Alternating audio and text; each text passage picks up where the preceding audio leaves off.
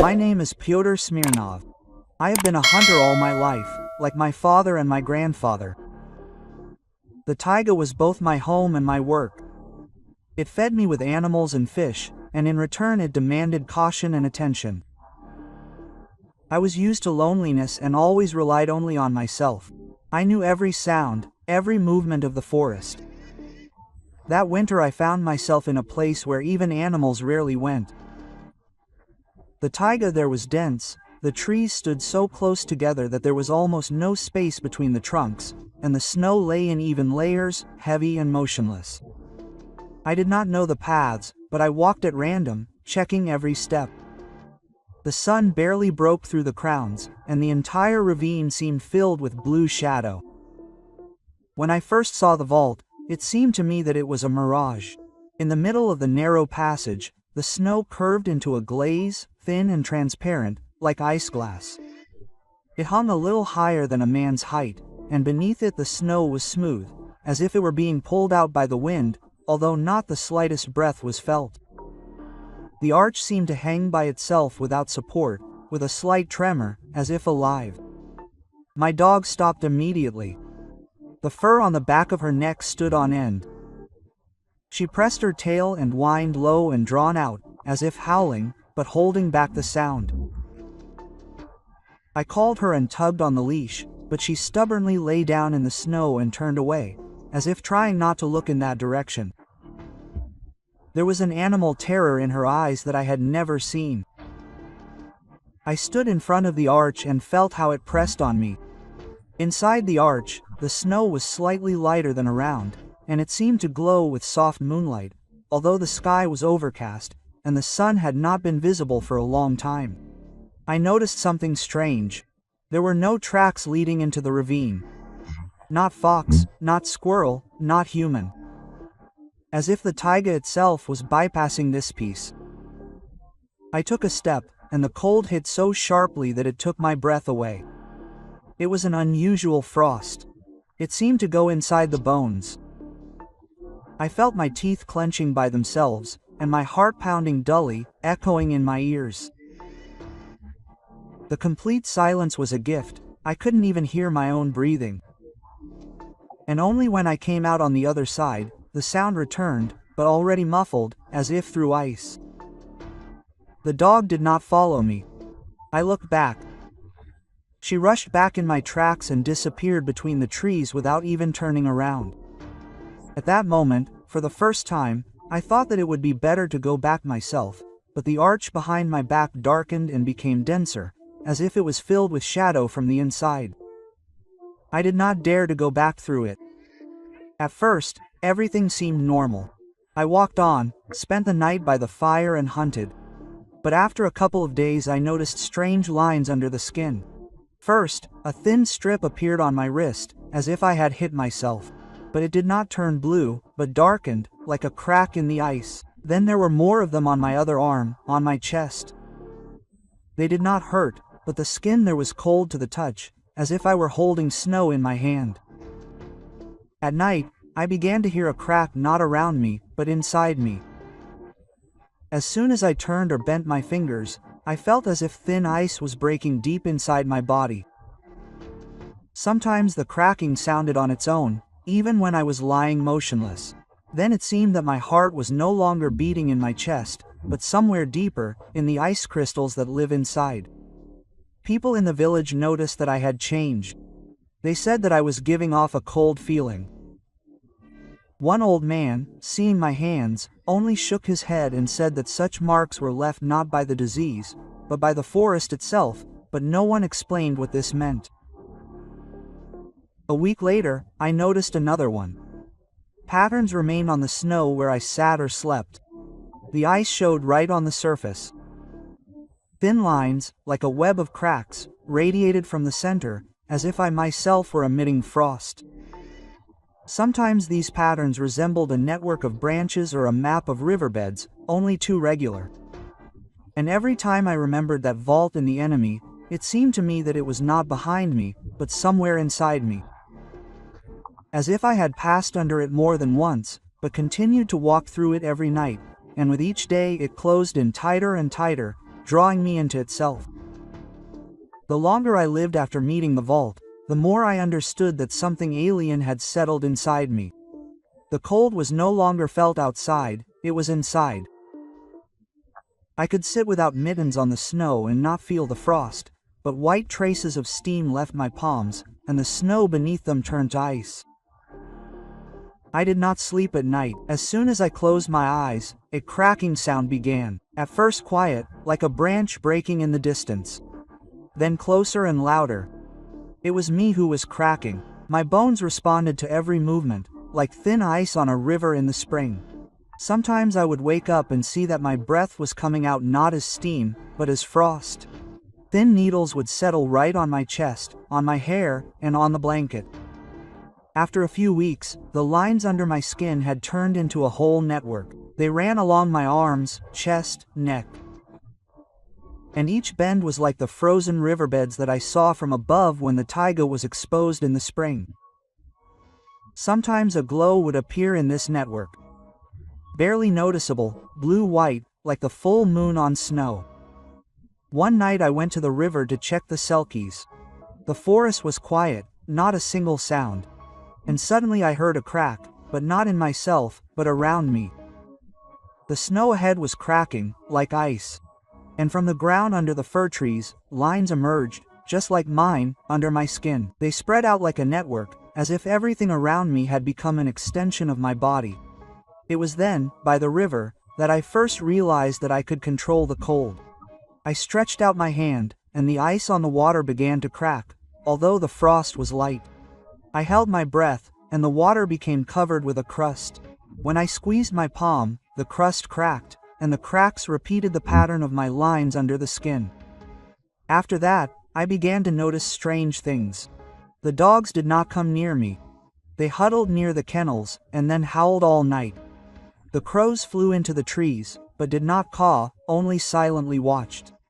And when I walked in the snow, my tracks gradually turned into ice patterns, spreading out like a network. I tried to test the power of the cold more than once. It was at the end of winter. The night was dark, the moon in the clouds. I walked along the river and heard howling. Wolves came out of the shadows. Not one, but a whole pack. Their fur stood on end, their eyes glowed with a yellow light. I realized that they decided that I was prey. I raised my hand. The cold immediately hit from within, and the snow under my feet began to crack like ice on a spring river. The wolves growled, but stayed in place, as if they sensed something. I took a step forward, and frost poured out around me and rose like a white fog. The wolves howled and began to back away, but one of the largest tried to jump. I did not have time to grab the knife, I only clenched my fist. And in the air in front of me there appeared an icy pillar of frost, transparent and hard as a rock. The wolf hit it with his chest, and he was buried in the snow. He was still twitching, but his breath turned into a cloud of frost, and then froze in the air, crumbling into snow dust. The pack howled and dissolved into the forest. I stood alone, and around me in the snow there remained a circle, like a seal of cracks, in the center of which lay a frozen animal. I began to notice that the power of the cold inside me was growing with each day, and sometimes I could not contain it. Then the frost would come out on its own, as if the forest were reminding me, "You are now a part of me." One day in early spring, when the snow had already begun to settle, I got into another scrape. That day, I went to check the traps. On the trail, I heard a loud crack and realized it was a bear.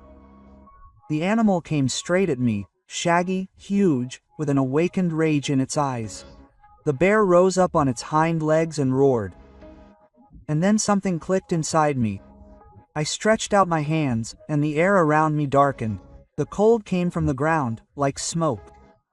Patterns appeared in the snow, like star maps.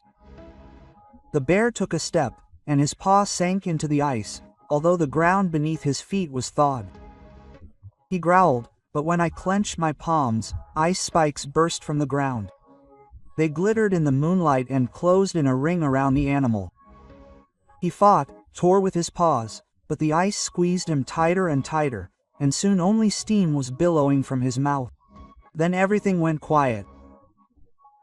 I stood and watched the fog slowly dissipate, and the ice trap I had created glowed in the darkness for a long time until it melted on its own. But at the same time, I felt the taiga reaching out to me too. Every time I tried to use the cold, something came inside in response, as if the owner was taking his own. The cold became my weapon and my mark. I realized that the more I used the power, the less human was left in me. The taiga called to me more and more strongly, and the vaults became closer. A couple of days later, I met people, hunters from a neighboring village. They froze when they saw me.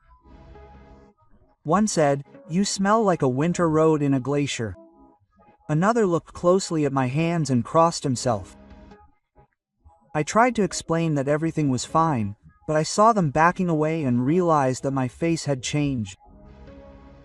In the reflection of the ice, I saw the same lines under my eyes as on my hands.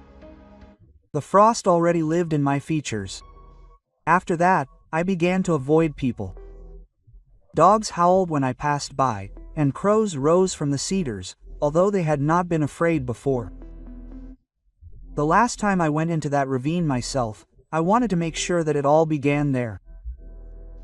When I came to the place, I saw several arches at once. They hung one after another, like a corridor going deep. Each sparkled with its own light, but inside the light was darker, like in the pupils. I realized at that time I had only passed one, but the arches continued to wait, and with each day I was getting closer to the next. And in my chest there was the same crack that I had heard before in the snow, as if the ice was breaking inside me, opening the way further. That night I dreamed that I was already walking through the remaining arches. At first my body trembled, then cracked, and all the warmth came out. But I felt no fear, only a strange relief, as if I were returning home. And in the morning I noticed that my tracks in the snow were no longer human. They looked like patterns of cracks spreading out like a network, no heel, no toe, only lines going deep into the taiga to those vaults that wait. Years later, strange paths began to be found in those places. The snow on them was not pressed down, as from footsteps, but cracked, as if heavy blocks of ice had walked on it. A blue light remained in the cracks, which did not disappear either day or night. Hunters spoke of a man wandering through the ravines. His figure was seen from afar, tall, stooped, all despair. Ice lines glowed on his skin, even under his clothes. But when they tried to catch up with him, the tracks disappeared, turning into a network of frosty patterns going under the trees. The dogs were hooked on the smell of these places, and some people who were nearby heard the dry crunch of bones, not their own, but strangers, as if someone was breaking down nearby in the darkness. And new arches began to appear in the enemies, not one or two, but whole rows. They shone with dim moonlight and stretched out one after another, as if inviting them to go further. Sometimes things were found under them, backpacks, mittens, axes, but there were no people nearby. These things were covered with a thin layer of ice, like leather, and the smell of frost emanated from them, which did not disappear for weeks. And everyone knew that whoever once passed under such an arch would never return the same. The frost in the taiga absorbs a person and makes him its own. Some dissolve quickly, others slowly, like me. But in the end, each step under these arches leads not into the depths of the forest, but to where the taiga preserves its cold. They say that on clear nights you can hear them cracking inside and how the ice breaks not under your feet, but in the people themselves who came too close. And then, you understand, the vaults will never disappear. They are the breath of the taiga itself, and sooner or later everyone who goes there alone will become a part of it. The second story. In our remote taiga village, everyone knows me. My name is Yegor, and all my life I have been a commercial hunter. The taiga fed me meat and fur, and in return I knew how to read its tracks and obey its laws. I rarely went in company, I was used to relying only on myself, and the silence of the forest became closer to me than human speech. I always loved going out to the rocks. They are rare in the taiga, and among the endless trunks, snow and swamps, these gray walls looked reliable, like a bank. From them it is convenient to look at the surroundings, where the animals walk, where the river meanders, and where it is easier to pass. But that time I wandered too far, to where even the animal trails came to naught. I noticed the rocky ridge from afar. It jutted out of the forest like a huge frozen wave. Snow lay only below, on the scree, and higher up the rock was clean, bare and weathered. In the frost it looked black, and when the sun fell from the side, it sparkled like ice. I climbed closer and saw something that I will remember for the rest of my life. In the wall at a height of 5 to 6 meters, there were gaping depressions. They were round and the deep edges were broken off, as if they had been gouged out. At first glance, they resembled the nests of huge birds. And there were many such depressions, dozens, located in rows, like cells. I immediately understood that the wind or water would not wash them away like that. The shape was too regular. At first the silence around seemed ordinary, but when I listened, I realized that the silence was not alive, no birds, no creaking of branches, not even the snow was falling. I stood under a cliff and felt the cold blowing from above. And in this silence, a sound suddenly rang out. First a light rustle, as if someone was tossing and turning in the dry grass, then a dull thud, as if something massive had touched the stone from the inside. I could not take my eyes off one of the nests. It looked empty, and its bottom was lost in the darkness. But for a moment it seemed to me that something moved there. The silhouette was rounded, like a back slowly sinking into the depths. I stepped back, and my heart sank. Twilight crept up quickly, and I did not risk going into the forest. Soon I lit a fire at the foot of the cliff, sat, and listened to the crackling of logs. The cold was pressing, and I pressed myself against the fire, but I still felt the icy breath coming from the rock. When the night fell thickly, the silence became viscous, and then movement was heard from above. At first, it was as if something was being dragged along the rock. The grinding was long and slow. Then stones began to tumble down the scree, one rolled straight toward the fire. I raised my head and, I swear, a paw flashed in one of the nests, long, pale, with uneven fingers. It extended for a moment and then immediately retracted, as if I should not have noticed it. I sat, afraid to blink, and felt that my eyes could not stand the darkness. Something was stirring in the nests there, moving slowly and heavily. Sometimes something glistened in the depths, like a wet stone. In the morning, I found a strange stone under the rock. It was not just smooth and oval. Its surface seemed to have been polished from the inside. It was all covered in small furrows, like claws. In the light it seemed that it was not gray, but with a greenish tint, like a river cobblestone that had lain in water for centuries. When I picked it up, I felt a strange warmth. Not like the sun, but as if the stone itself was breathing. It was slightly pulsating in my palms, giving off to my fingers like a heart. I hid the find in my backpack, but as I walked away, I turned around and realized that the nests had changed. They seemed to have darkened, their edges became sharper and deeper, and the shadows inside became dense, as if dozens of eyes were looking at me. I quickened my pace and did not turn around anymore, but all the time I felt that the stone in the backpack was becoming heavier, as if it itself was choosing where I should go. I took the stone home, but soon regretted it. The first night it simply lay in the backpack, but I could not sleep. It seemed as if someone was quietly moving near the fire. There was a barely perceptible scraping sound, as if claws were scratching wood. And I kept grabbing my gun. Towards morning, when I finally dozed off, I dreamed that in my hut, under the ceiling, there were similar nests sticking out, and dark silhouettes were peeking out of each one. During the day, I picked up a stone and realized that it was not dead. Its surface was smooth, but now I saw that a dim light seemed to shimmer inside, like swamp water in the sun. It was warm, and my palms began to tremble, as if I were holding a living creature. Sometimes it seemed to me that under the shell it was not liquid that was moving, but something like muscles flowing from side to side. I tried to throw the stone, but after a few minutes I caught myself holding it in my hands again. It had a smell, not strong, but recognizable. A mixture of wet earth and something sour, as if the juice of rotten leaves was oozing out of it.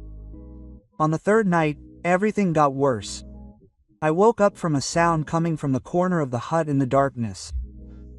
It was a quiet, dull push, as if someone was pounding with a fist from inside. I lit a torch and saw that the stone had rolled closer to the door. No one had touched it. When I picked it up, I noticed new furrows, thin as claws, that weren't there before.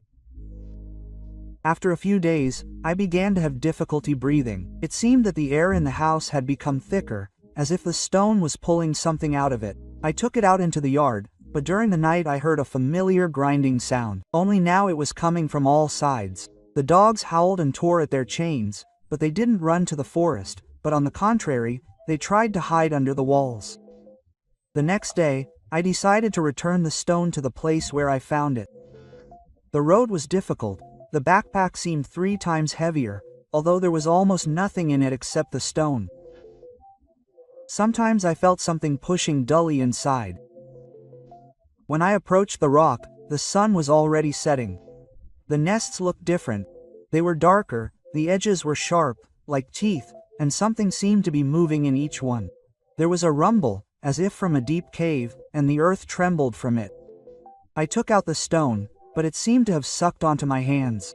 I tore it off with difficulty and put it on the snow. At that moment, a grinding sound came from above, and stones began to fall from one of the nests.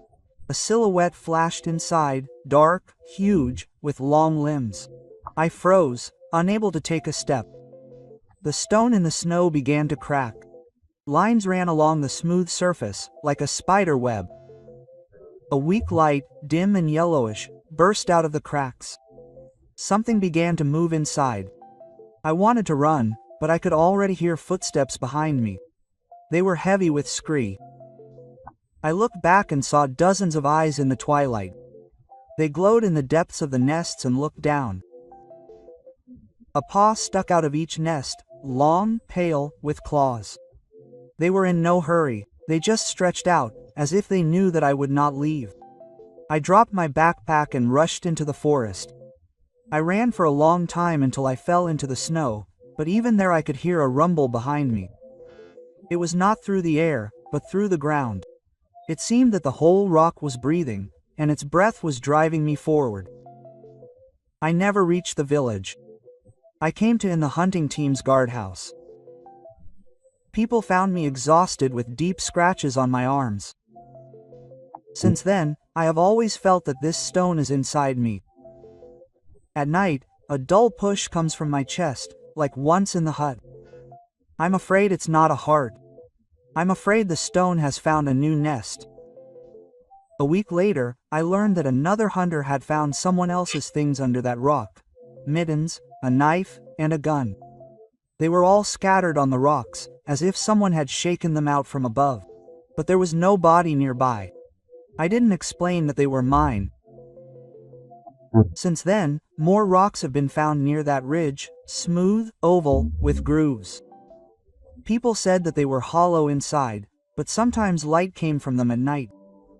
Those who tried to take them away disappeared without a trace. Their things were then found on the rocks, scattered, as if someone had shaken the prey out of the nest. And the depressions themselves became larger. Now they could be seen from afar, and eyes glowed in each one at night.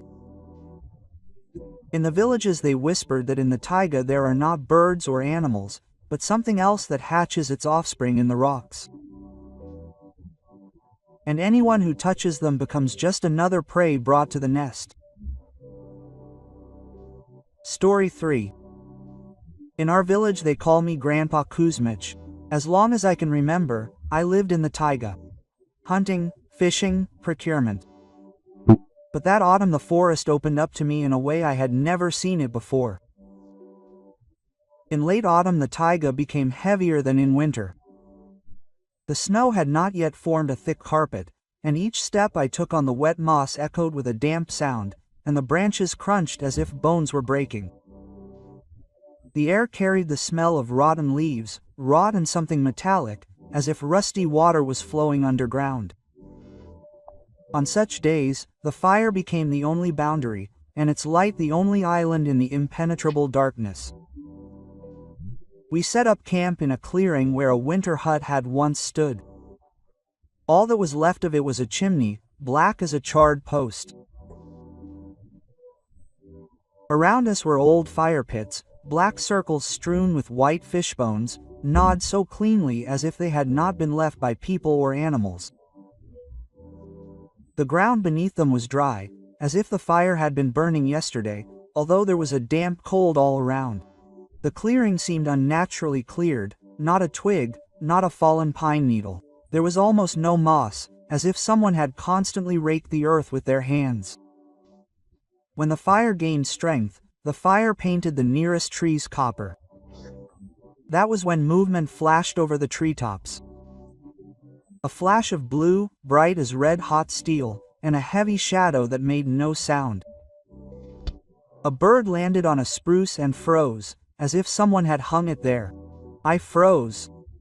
She was large, bigger than a raven, and shimmered with heavenly light, as if collected from the horizon itself. But the most terrible thing was in her eyes. They did not glow or sparkle, but looked down in the way only a person can. Quietly, attentively, and without a blink. I felt that it was not a bird watching me, but a creature that understood every movement. After she appeared, the forest changed. Traces began to appear on the damp ground. In some places, animal paws, wolf, bear, but too large, as if from another time. In others, human prints, barefoot with crooked toes. They were all fresh, as if they had been made a minute ago. They overlapped each other, forming a round dance, compressed into circles, and it seemed that someone had been walking around the clearing for hours, while the camp remained empty. When I went to the stream for water, the silt was striped with long furrows, as if someone had run their fingers along the wet ground. The stripes formed a sign that looked like a circle, a broken line. But as I watched, the current began to wash it away so quickly, as if the drawing were made of living flesh. From the depths of the stream arose the smell of rotten iron, and for a moment it seemed as if the water was breathing, rising and falling like a breast. Returning to the fire, I noticed that the flames had changed. The wind had died down, but the fire stretched out in thin blue tongues, as if it were barely reaching for a raven. Sparks did not fall upward, but to the side, disappearing into the darkness. There was no heat. The fire burned, but did not warm. It seemed to me that it was needed not for warmth, but to contain an invisible wall around the clearing. The darkness between the trees also changed. Figures began to form in the branches. Sometimes they resembled human silhouettes, tall, elongated, without faces, which slowly swayed, as if watching. Sometimes there were shapes spread out on the ground, long and writhing, as if someone was floating on the moss, pressing their belly to the ground. I tried to concentrate, and the outlines dissolved. All that remained was the feeling that the forest was filled with someone else's breath. Our dogs behaved as if they knew about the raven in advance. They did not lie down near the fire, but sat alertly all the time, looking into the darkness. They did not bark or growl, but only quietly howled, almost silently shaking with their whole bodies. Somewhere in the distance an owl screamed, but its cry was suddenly interrupted, as if someone was squeezing its throat. And the raven did not move. It sat on the top of a barely heavy tree, with plumage the color of the sky. Its eyes remained motionless, and I felt that it was not I who was looking at the fire, but the fire was burning in order to be seen. By morning the fire had settled, and instead of a bright flame there were only smoldering coals with blue sparks flickering in them. They burned strangely, not red or yellow, but as if reflecting that very cold shade of the raven's feathers. There was a tremor in the air, as if the earth beneath the clearing were breathing, and the fog was creeping between the trunks in low clumps, like bodies spread out at the very ground. Sometimes in these clouds of fog outlines appeared, outstretched arms or muzzles of animals that disappeared as soon as the eye noticed them. The raven was still sitting on the tree. The night had passed, but he had not moved for a moment. At dawn his feathers shimmered like ice in cracks in a river, and his eyes seemed deeper than before. They did not reflect the light, but seemed to draw it out, making everything around pale and dim. It seemed to me that the clearing itself existed only within the boundaries of his gaze. And if I go beyond this circle, I will disappear along with the air. The dogs that howled all night fell silent towards morning. When I looked back in the direction where they lay, there was only a perfectly smooth circle on the snow, as if they had been taken out of their hole. No fur, no blood, no tracks. The place was so empty that even the hoarfrost from the nearby branches had disappeared, as if someone had passed their hand over it, smoothing the space. The forest became different. Silhouettes appeared at the edge, tall and elongated, as if carved from the trunks. They did not move, but there were dozens of them. They stood as if listening to my breathing. The wind stirred them slightly, and it seemed that the branches were folded into a semblance of faces. Long shadows of mouths and eye sockets, too even and too regular to be accidental. By midday, the first man had disappeared. I saw him sitting by the fire, but suddenly his place turned out to be empty. The ground beneath him was still warm, as if he had just gotten up, but there was less air around, as if it had been taken out of the atmosphere itself. A trace of a palm appeared on the moss, stretched out with bent fingers. A minute later it also dissolved, leaving only a damp spot. After that, the fire went out. The smoke did not rise up, but spread along the ground, flowed into the paths and disappeared into the forest.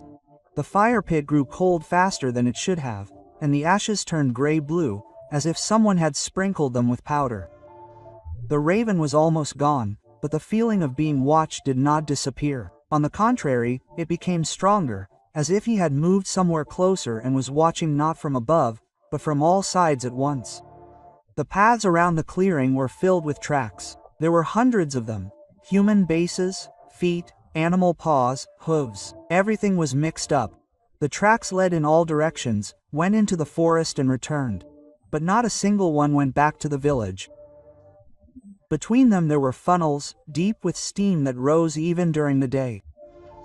In some, if you looked long enough, it seemed that the skin under the snow was moving, stretching and releasing, as if someone was breathing there. Towards evening the second man disappeared. He went to the stream for water and did not return. Only an aluminum flask, pressed in by the howl, remained on the bank. The water in the stream froze like glass, and under it floated a strange shadow, elongated with long wings that did not move. The current around stopped, and the stream became like a mirror. At night there was a noise again. It was not a scream or a howl, but a drawn-out flapping, as if huge wings were beating the air. The forest responded to the rumble, and all the trees around the clearing bent to one side for a moment, like grass in a gust. The moon was covered by a blue shadow for a second, and I realized that the raven had not disappeared. He was just waiting. By morning there were only two of us left. The taiga around was dead. No birds, no wind, no water. The snow lay in an even layer without a single trace. But each of my steps echoed, as if the earth was empty inside. The elongated figures of the branches still stood at the edge of the forest, and it seemed to me that there were more of them. They surrounded the clearing closer, and human outlines were increasingly visible in their silhouettes. Towards evening, a blue flame flashed over the clearing again. The raven appeared silently and sat on the same spruce. Its feathers shone with a cold light, and its eyes absorbed the last gleams of the day. The taiga froze, and it became clear. All the disappearances were not accidental. This is order. Where the azure raven lands, the earth itself chooses whom to take, and leaves no traces. By morning, I was alone. The silence was such that it seemed that my ears were filled with snow. No wind, no crackling of trees. Only I and the fire, cold, gray-blue, like dead ash, looking at me. My last companion had disappeared in the night. I heard him stir by the fire, reaching for the pot. Then the sound stopped, as if his breath had been blocked by a palm. When I opened my eyes, he was gone. Only a dent in the snow, deep, wet, and steam rising straight from the ground. I was afraid to look at the spruce, but I raised my head anyway. The raven was there. It sat motionless, as if it had been waiting all this time for only one of us to remain. Its feathers glowed with a cold radiance, and now I saw that it was not a reflection of light. The light emanated from it itself, like the sky compressed into a black body. I tried to look away from its eyes, but they held me like iron hooks. There was no shine there and no life, but they knew me. Not just looking, but knowing. I suddenly realized that he had seen all my roads, every fire and every hunt, everything I considered mine. I stepped back, and the ground beneath my feet shook. The paths around the clearing were filled with tracks that had not been there a minute ago. I heard the snow crunch, but I saw no one. The raven did not move, but the darkness around me stirred. Silhouettes emerged from the fog at the edge of the clearing. They stood motionless, but I felt them as his shadows, his reflection.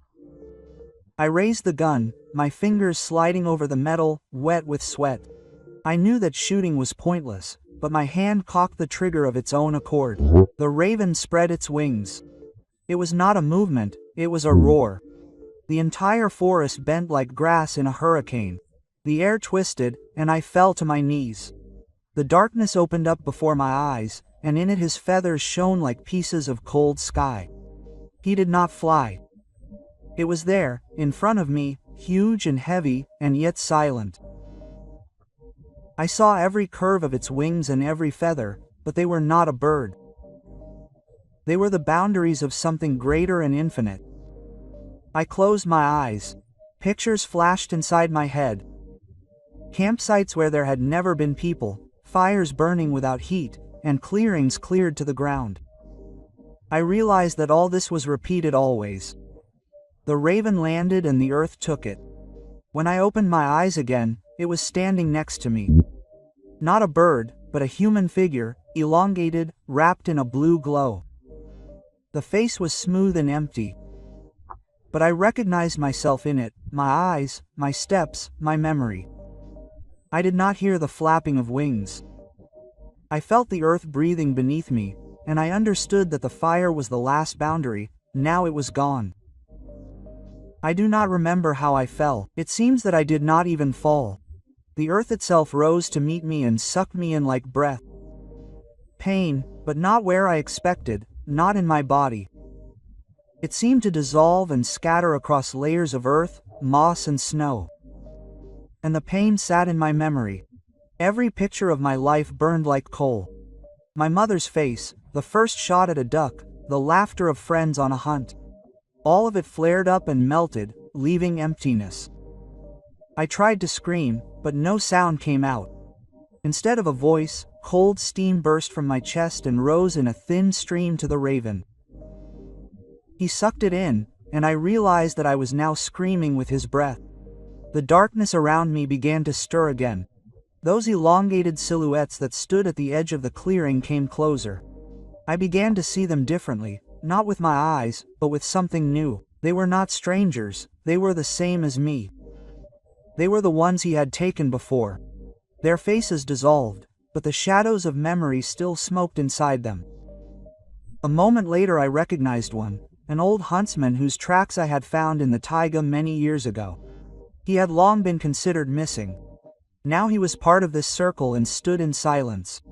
Swaying like a dry branch, I stood next to him too. My body did not obey, but it was not necessary. I no longer felt the cold and did not feel the usual beating of my heart. Instead, I heard the taiga itself, the roots of trees that intertwined in the ground, the ice cracking on the rivers, the splash of underground water. Everything was voices, and they all sounded in one rhythm, the rhythm of wings slowly beating in the darkness. Time disappeared. Day followed night, night followed day, but for me it did not matter. I stood with the others, and we looked at the world with empty eyes. Sometimes people passed by in the darkness, hunters, fishermen, random travelers. They made fires and still believed that the fire warmed them. And we stood at the edge of the clearing and waited. I saw myself through their eyes, a tall shadow among the branches, a faceless figure swaying in the wind. Sometimes they blinked, and I disappeared. But as soon as they turned away, I was there again. And every time the azure raven returned and sat on the spruce, we knew that someone else would become one of us. I was no longer afraid. I was part of the breath of the taiga. Story number 4. My name is Andre Costin. My whole life has been connected with the taiga. A hunter, a harvester, accustomed to frost and loneliness. But that night I realized that a familiar forest can become alien, as if it ceases to be part of the world where people live. After sunset, the winter taiga seemed to cease to be a space familiar to humans. During the day, it rustled in the wind, crackled its branches, took the blows of an axe and the ringing of a gunshot. But as night fell, it became different, heavy, motionless, as if something ancient was awakening beneath its thickness, sleeping until dark. The frost grew stronger, the stars flared above the black tops of the fir trees, and the air began to ring so that even the breath seemed alien.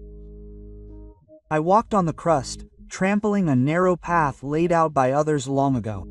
The snow was dense, but fatigue was hidden in every step.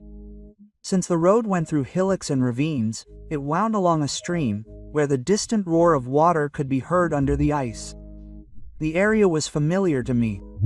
There was a lopsided hut where hunters once spent the night. Further on, a slope blown by the eternal wind. Then a clearing overgrown with thin birches that rustled in the moonlight, as if made of glass.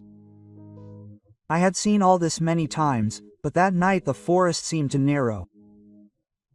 The pines pressed closer, the snowy branches drooped lower, and the path turned into a long corridor, where every step became a test.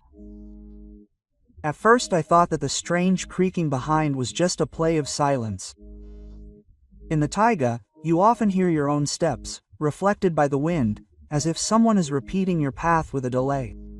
But soon I realized that the echo cannot be so heavy. Something was moving behind and moving steadily, as if a wheel was rolling or a person was walking, too heavy for the snow. When I stopped, the creaking stopped. When I walked, it returned. I turned around for the first time near the ravine. The flashlight snatched from the darkness only the whiteness of the path, sparks of ice on the trunks, and my own tracks. The snow was clean, as if no one was following. But a little further, at the very edge of the world, something flashed, like a broken branch sticking out of a snowdrift. At that very second it disappeared, and only emptiness caught the eye. From that moment on the road changed. Nastia began to see depressions that did not look human. First one, then another, and each one was slightly off the path. They were strangely shaped. Sometimes bare feet, wide and toeless, sometimes rounded tracks that resembled a bear's, but were too elongated. As if someone was changing their gait, becoming now an animal, now a man. And the most terrible thing was that the prints did not appear in a chain, but in separate spots, as if the creature was not walking, but falling out in pieces of movement. The path was crossed by a low slope. Old stumps stuck out on the slope, blackened and twisted. The moonlight fell on them so that they seemed like shoulders growing out of the ground. One of the stumps seemed damp, as if resin was flowing out of it in the frost. A smell suddenly appeared in the air, warm and musty, like from a rotten pit. I quickened my pace, and at that moment I heard not only the crunch of snow behind me, but also a dull, drawn-out rustling, as if something heavy was being dragged along the crust. Further on, the road led through an overgrown clearing. Young birches stood close together, their thin trunks bent and creaked in the gusts of wind. Clumps of snow hung between them, as if suspended by someone's hands. And some of them fell with a light rustle right in front of my steps. Although there was almost no wind, it seemed that someone invisible was deliberately knocking down the snow, waiting for the right moment. The deeper I went into the clearing, the more I felt that the darkness behind was becoming denser. The steps followed me more and more relentlessly. Once it seemed to me that a silhouette flashed between the trees off the path. But it was not a body or a shadow, but something in between, a dark clot, like a lump of wet smoke, leaving behind a trail that instantly melted. On the snow in that place there remained only a print, similar to a human foot, but too long and with a twisted arch. I did not dare to turn around anymore, but the taiga continued to give signs. On the branches of the pine trees every now and then lumps of inia appeared, forming strange patterns, as if someone else's palms were tracing invisible lines. Several times I heard a crunch, as if someone was slowly bending the branches, although there was no movement around. And only in one place, on the edge of a forest swamp, I noticed tracks leading away from the path. There the snow was knocked down, as if something heavy had knelt or leaned its palms on the ground. The depressions were strangely even, as if they had been burned out, and a weak steam was coming from them, despite the 40-degree frost. I felt the road narrowing more and more, and the footsteps behind me becoming inescapable. The taiga, which seems dead and motionless during the day, now breathed something that should not be there. And each new step into the forest seemed to lead me not to home, but to a meeting that was impossible to escape. By dawn, the snow began to thin, and gray twilight fell on the forest. At first, it seemed that relief came with it. The night retreated, the cold became clearer and cleaner. But the lighter the sky became, the denser the silence in the taiga became. The forest seemed to be covered with a film, and each of my steps echoed in this emptiness so loudly, as if I were moving through an empty barn. I was used to relying on hearing and smell, but now everything around me was deceiving me. The footsteps behind me were getting closer, and someone else's breath was felt nearby. I tried to quicken my pace, and told myself, just a little more, and there will be houses, dogs, and smoke from the chimneys beyond the slope. But the closer I got to the village, the clearer it became. The road was leading me not to people, but to the one who was walking behind me. At first it sounded like a distant creak, then like a heavy tread. Now the sound had changed. It was as if the snow was being pressed not by feet, but by something wide, like a shovel or chest. Sometimes there was a drawn-out rustling sound, as if a long wet log was being dragged across the crust. And the closer I heard this dragging, the stronger the smell of dampness, thick and rotten, as if a deep hole had opened up in the forest in which animals were digging. On the Bolotnaya glade I saw clearly for the first time that the steps were not an illusion. Where my flashlight picked out the white surface, the prints were in an uneven row. Human feet, wide, without toes, sunk deep into the snow, and nearby were rounded tracks, like paws, but stretched out in length, like a bear's, but broken. They overlapped each other, fought for space and went deeper, as no animal could go. Some were still damp inside, as if the snow was melting from within, a faint smoke rose from them. I forced myself to walk faster, but every minute brought new signs. Crows began to hang on the branches of the trees. There could not be so many of them in winter, but they sat in a chain, silent, as if they had stuck to the trees. Not a single cry, not a flap of a wing, only motionless black silhouettes. Sometimes they bowed their heads, and then the whiteness of the snow was reflected in their eyes, as if in empty glass balls. Under the trees lay clumps of fluff, but without blood, without bodies. The snow was pressed into circles, as if someone had been sitting there for hours, breathing so hotly that the crust around it had melted. Further on, the road crossed a frozen stream. The ice cracked under my feet, and it seemed to me that something more viscous than water was flowing inside the cracks. The wind brought a short, ringing sound, as if someone had slapped a hand deep under the ice. In that place, an imprint appeared on the surface. Not a crack, but something like a round spot, similar to a palm, but with elongated fingers bent inward. I walked quickly, but everything around me became slower. The snow fell in rare large flakes, and each settled so evenly, as if it had been glued by an invisible hand. In the clearing, birches stood close together, and dark stripes appeared on their trunks, forming patterns similar to human palms and elongated faces without eyes. As I passed by, it crumbled, but there were outlines in the snow, as if someone had drawn bare skin across the tree. Beyond the swamps, I noticed another. At the edge of the path, the snow was packed down, as if someone had knelt there. In the depressions, a smooth surface was visible, as if polished, and steam rose from there, as if the earth beneath the snow was warm and breathing. I paused only for a moment, and then I heard something heavy fall into the snow directly behind me.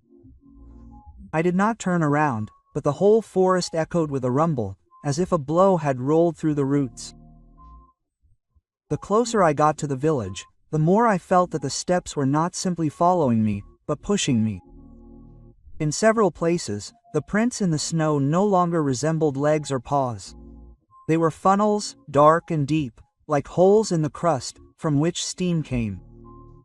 When I looked at them out of the corner of my eye, it seemed as if something dark was moving inside the craters, but if I blinked, there was only snow left. At the very edge of the slope, when the first roofs were already visible through the gloom, I noticed the last thing. In the snow, right next to the path, there was a dark imprint of a knee. It was so deep, as if an entire carcass had fallen into it.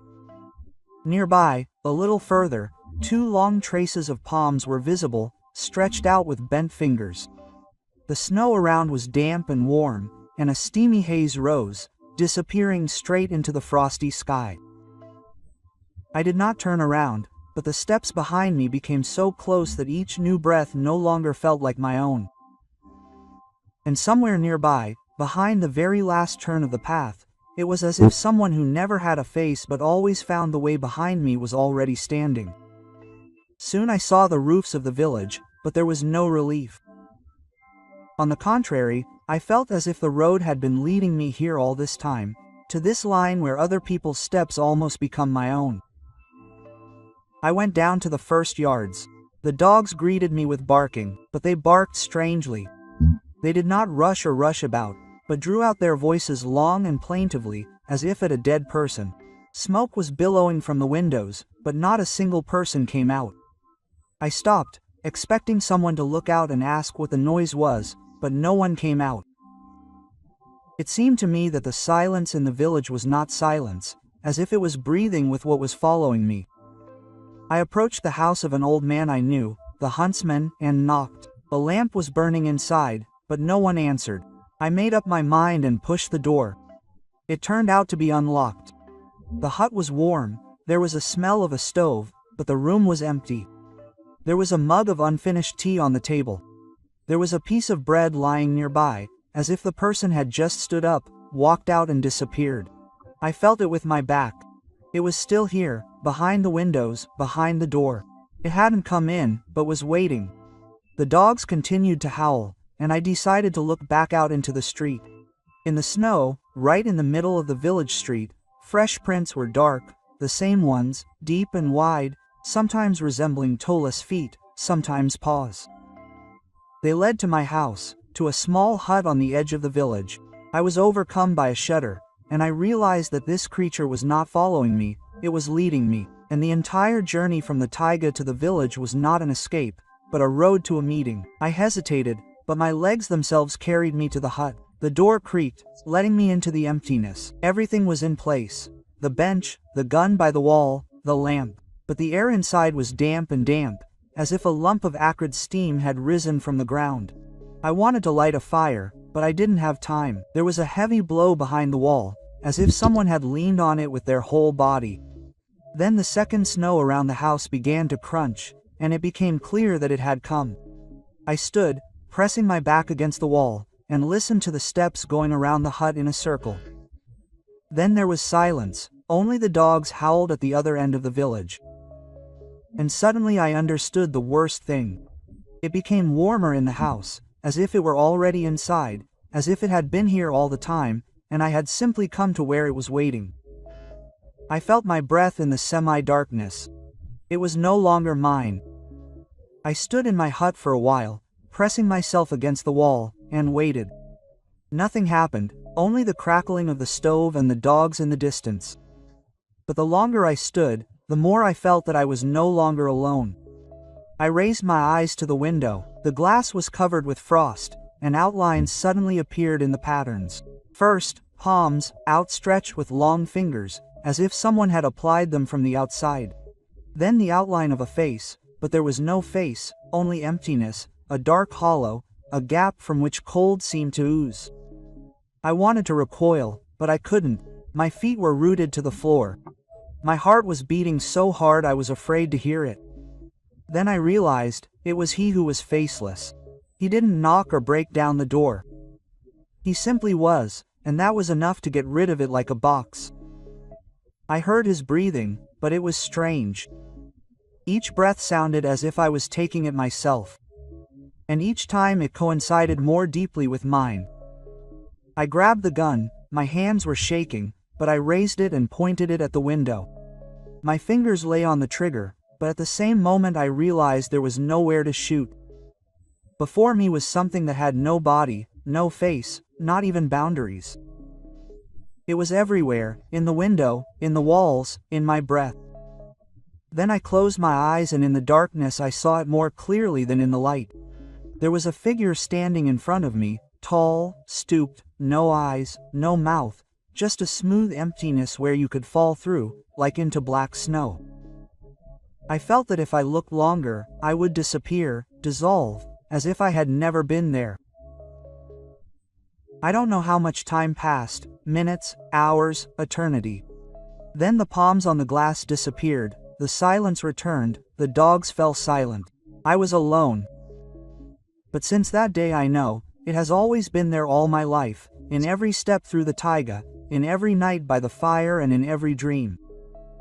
I am not afraid. Fear has long gone and dissolved along with loneliness. I realize that the faceless one is not following me, he is walking inside me.